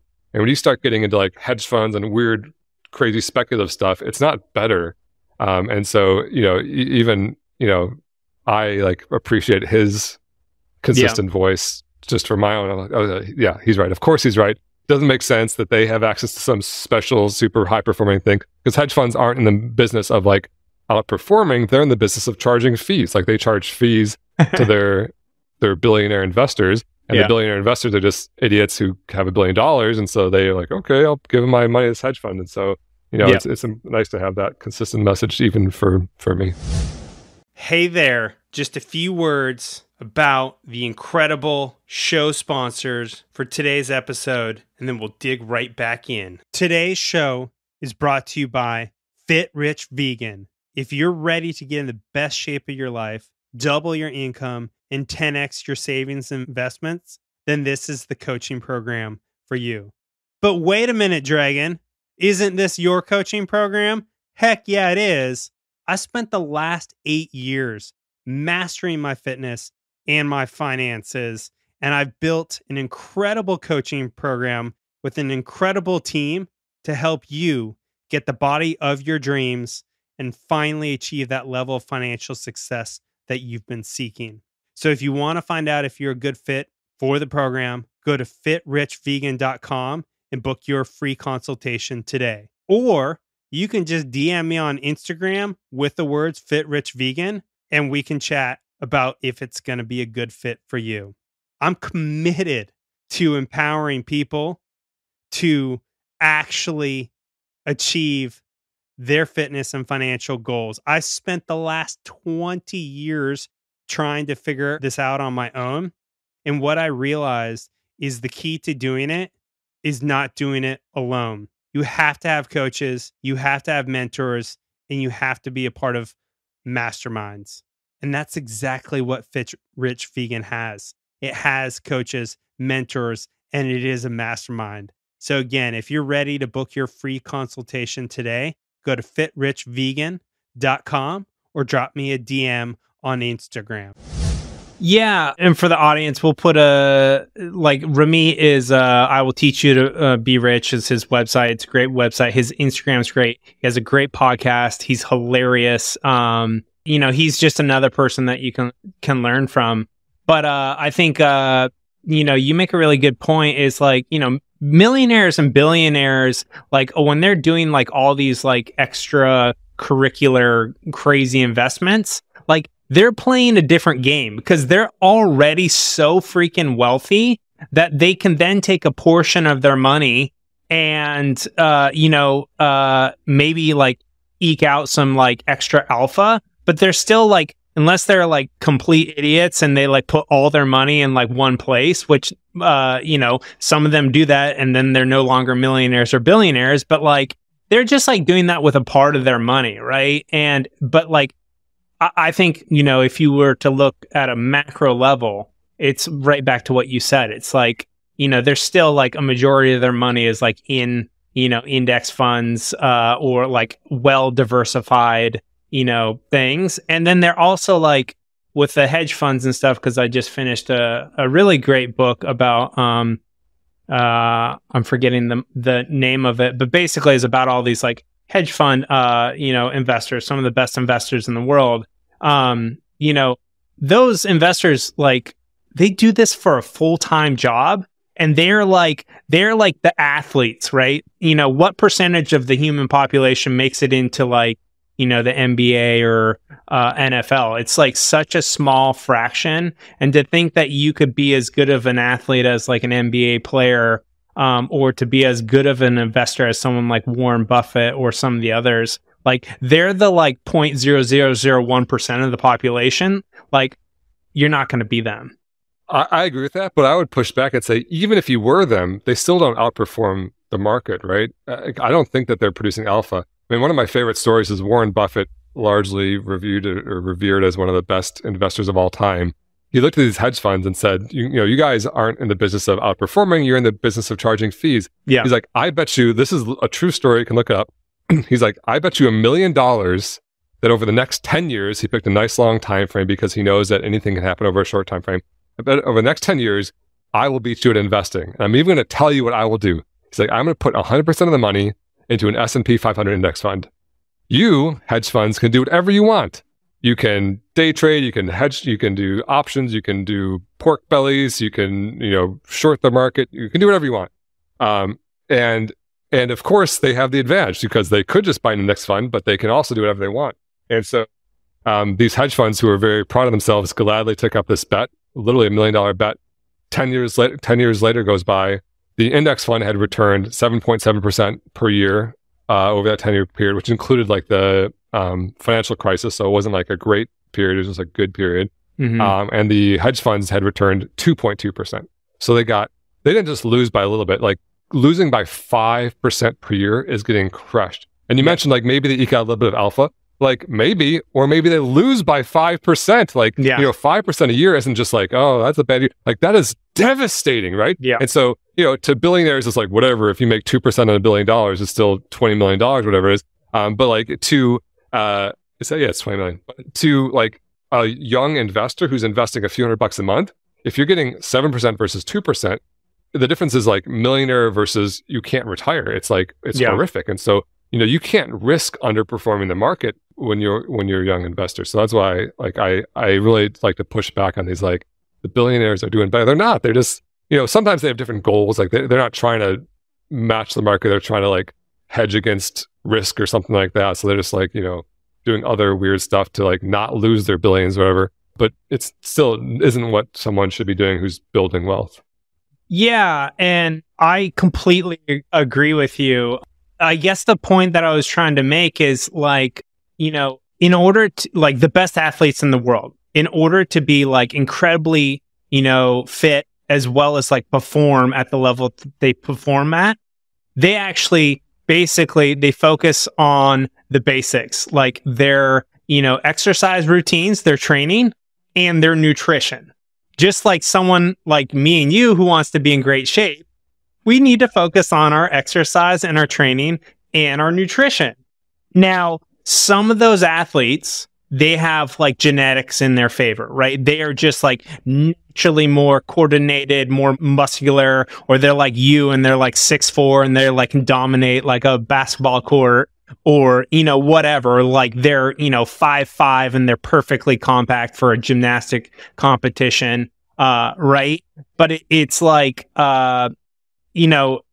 they still have to do that same core basic thing, that like even the ultra like wealthy billionaires, like they're still doing the same stuff. They're diversifying, they're buying long, like holding forever, and they're just accruing more, like what you said, they're just consistently accruing more and more assets, holding them for a long period of time, and they're keeping it like very diversified, so they never get like knocked out of the game by one thing. Yeah. Even Warren Buffett, he says his favorite holding period for an investment is forever.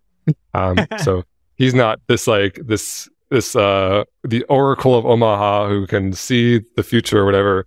Even him, he's not speculating, he's investing. He's investing in good things, and he's slightly outperformed the market over his career. And I still say that might be survivorship bias. Like someone's going to, and so we're going to point to him as the winner or whatever. But even though he is like the survivorship bias winner, he still is an investor, not a speculator. He's not someone who's like, the guy who just every few years changes his strategy and randomly buys and sells something else. Like, he's not the guy we're talking about. It's like the investor, the guy who just he bought Apple stock, he bought Nike, he's been buying good companies, and he's been very smart about it.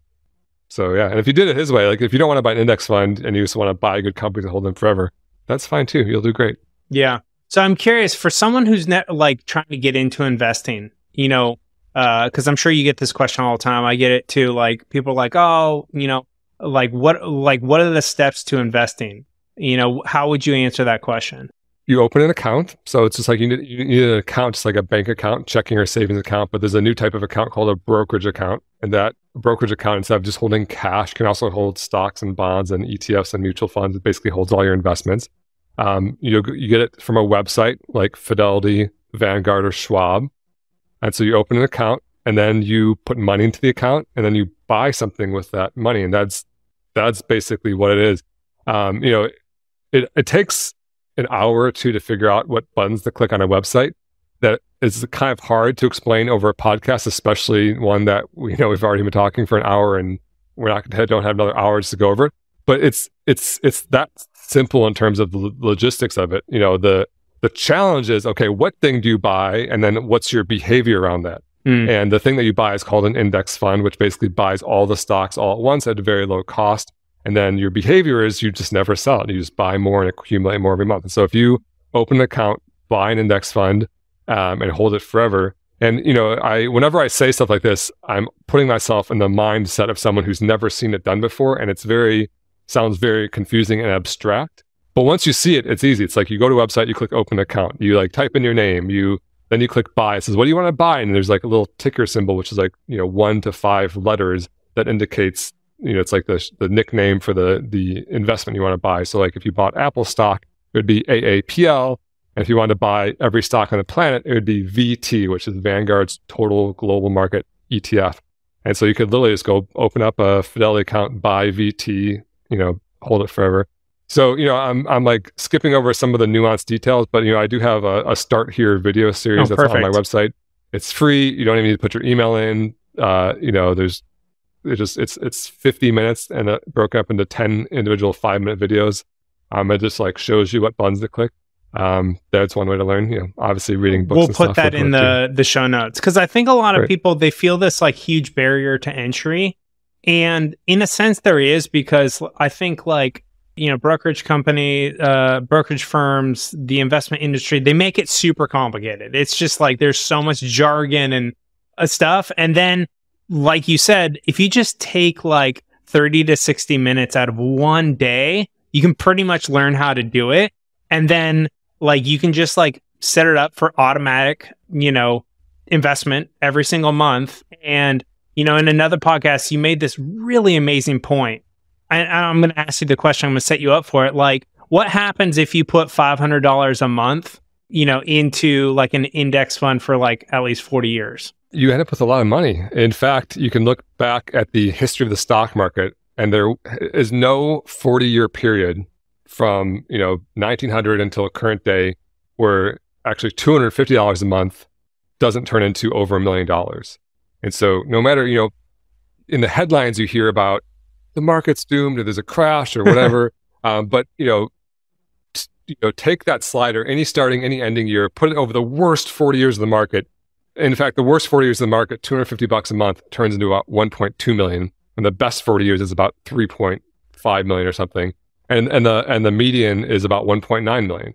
And so you literally have millions of dollars if you just put $250 a month. And it scales linearly if you put in more. So if you put in $500 a month, it'd be at least $2 million. If you put in $2,500 a month, it'd be at least $10 million. And so I think people, like right now, I hear the market's down about 15% year to date so far. And I hear from some people who started investing a year ago, and they say, Jeremy, it's not working, I'm down.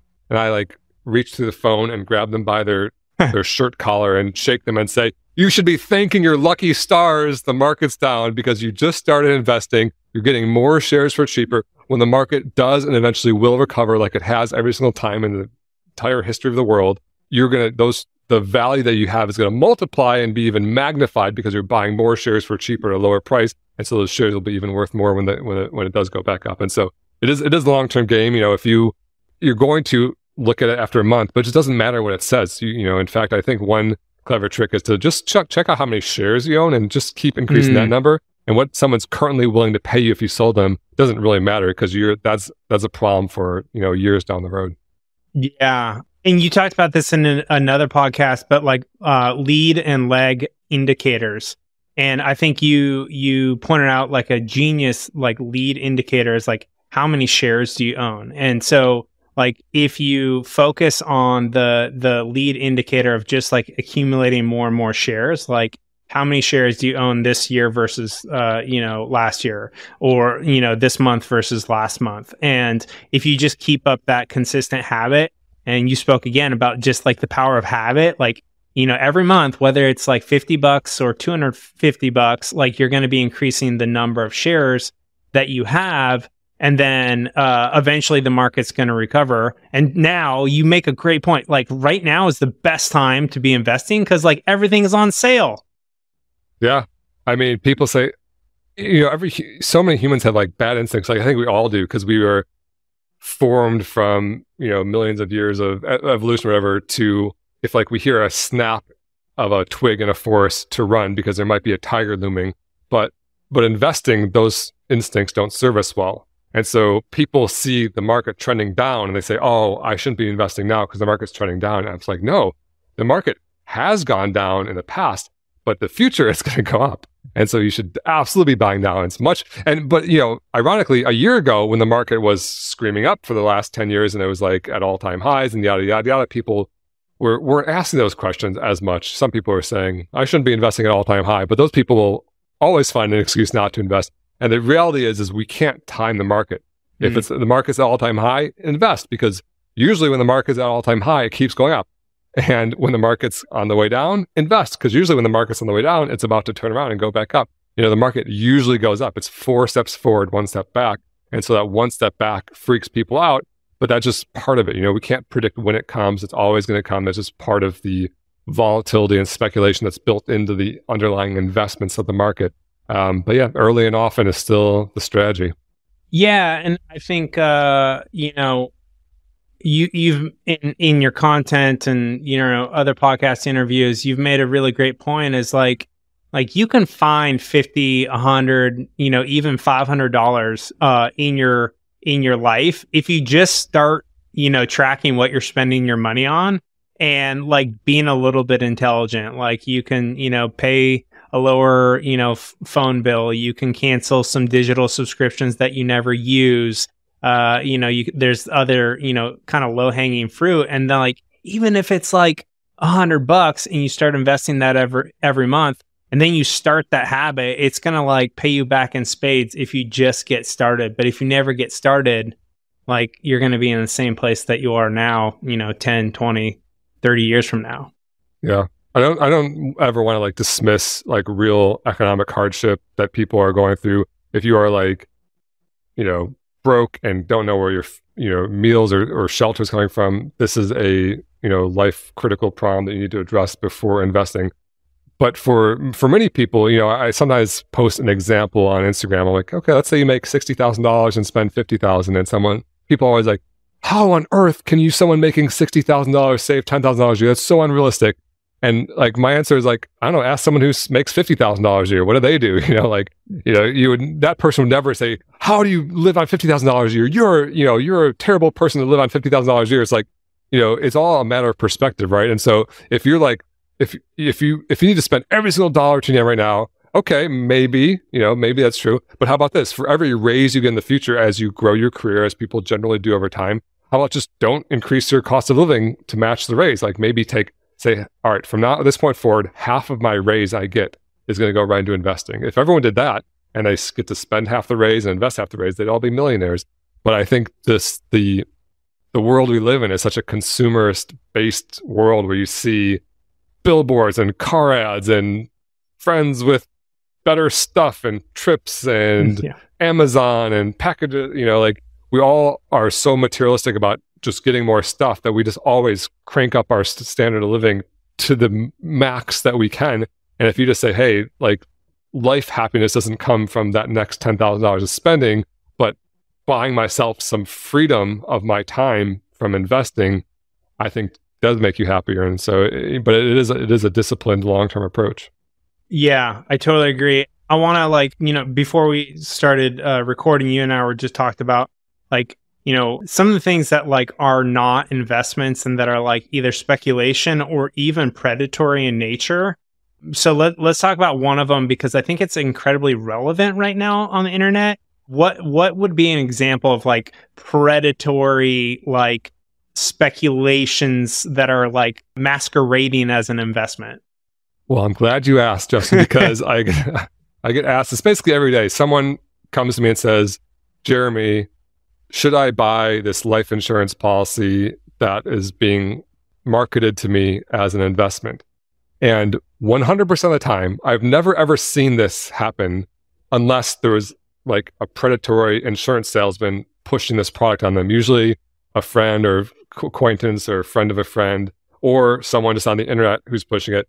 But, as they say, these things are never bought, they're only sold. But they're basically, and this is one of those weird things, there are other scams, obviously the FTX thing with Bitcoin is this massive thing. There's Bernie Madoff style Ponzi schemes. There's lots of dishonest people in the world. But for whatever reason, this one right now is just running rampant, basically masquerading life insurance as a better investment. And they have this whole sales pitch that goes along with it. They're oh, it's no downside risk, and you can borrow your own money back, and you can do you get the good up years, not the down years, and there's tax benefits, and they have all this stuff. And any good con, there's kind of morsels of truth in there. There is a tax law that says this, but it doesn't apply to what they're saying. You do have no downside benefit, kind of, except you do have to pay fees they didn't mention. And so basically, if you're in the sound of my voice and you or someone else is being pitched or has been pitched permanent life insurance, also called index universal life insurance, IUL, variable whole life insurance, any sort of life insurance that carries a cash value and is being purported to be an investment. And then when but the salesmen are slick. So they'll say, oh, it's not an investment, it's a savings plan, or use it for investment. But anything that's meant to build wealth from insurance, in my perspective, it's essentially a scam, And you know how I know? Because I bought one. Did you know that, Dragon? That I did not. Yeah. So I just kept getting this question over and over, and I knew it was fake because you could hear what the salesmen were saying, and you're like, that's not true, because the stuff they're talking about I knew was a lie, and then the stuff I didn't know what they're talking about, you couldn't pin them down on. They would always just keep talking around the details. And so I went on TikTok and found some guy who was selling this thing, and so I clicked on his link in bio and signed up, and I sat through 90 minutes of sales pitch. I was honest about what I wanted. I was I want to invest. I want to do the thing that you're telling me to do. I left out the point that I have a popular financial literacy Instagram account. I knew there was a risk that I'd be recognized, but I wasn't, so it was fine. And then I bought the policy. I got it. I read, it was 90 pages. I read all 90 pages. I did the math. I know, it's like, who reads a 90-page insurance policy? But that's the thing, is like, this complexity isn't designed to serve the individual investor. It's designed to, serve the insurance company. And the insurance companies, I feel like, are kind of like, the product they're putting out isn't necessarily predatory, but the way it's being sold is. And they're kind of like, these huge insurance companies are like, hey, we just made this product that everyone can decide if it's right for them, but it's not right for like 99% of the people who are buying it. And it's just these predatory insurance salesmen who are like pushing it on like young, unsuspecting people. So yeah, I bought the thing, I did the math. And basically, if I had, even in like a good case scenario, bought this and held it for 40 years, I would have ended up with 80% less money than if I had just bought the exact same index fund that it supposedly tracks. It's like an S&P 500 index fund life insurance product erodes 80% of your value. It's like getting $200,000 instead of $1 million. It's like devastating. Yet I see them pushed all the time. People. Yeah. And, I didn't realize this because I haven't looked into it because I just ignore these messages from people. The fact that they use the word index in their marketing to confuse the buyer to be like, oh, this is an index fund. So like they would go listen to like our podcast episode and be like, oh, cool. Here's an index fund that like, Jeremy and Dragon were talking about. Like, I'm going to get this. So like, that's definitely predatory because they're using marketing like confusion tactics to like trick people into buying like the wrong thing. Totally. Yeah. And they'll even say it's better than an index fund. It's like an index fund, but it's better because there's no downside risk. I mean, for example, in my fund, in my policy I bought, it was a $200 premium. I add up all the fees that I paid, and it was, I think $92 of my $200 premium was immediately eaten up by fees. Yeah. Like, that went right to commissions and whatever. And so I was only the $100. When they talk about this no downside risk, they're talking about the cash value. Only $100 of it was actually going to cash value. And then even that was going to underperform based on their web of rules. And even that can go to zero. They say there's no downside risk. But if you miss a payment, like if you stop making your premium payment, you eventually lose it all. They cancel your policy and you lose all the money. There's some have different rules or whatever. It's all these web of rules. But with a regular investment, there's no fee. You buy an index fund, you get $0 of it goes to those fees. There's no transactional fees or anything like that. And then if you stop putting money in, like, it's just like stop putting money in your savings account. Like, it just keeps growing indefinitely. It doesn't get canceled. So yeah, these things are really bad. They're dangerous. Best case scenario, you're losing 80% of your money. And so if you're in the sound of my voice, be very cautious if someone's pitching you one of these. Yeah, I'm curious. So, your Instagram and your other resources are incredible places to get educated around all things investing and personal finance. Are there any like certain books or other resources that you would recommend to people that are looking to, level up their own kind of like investing and money?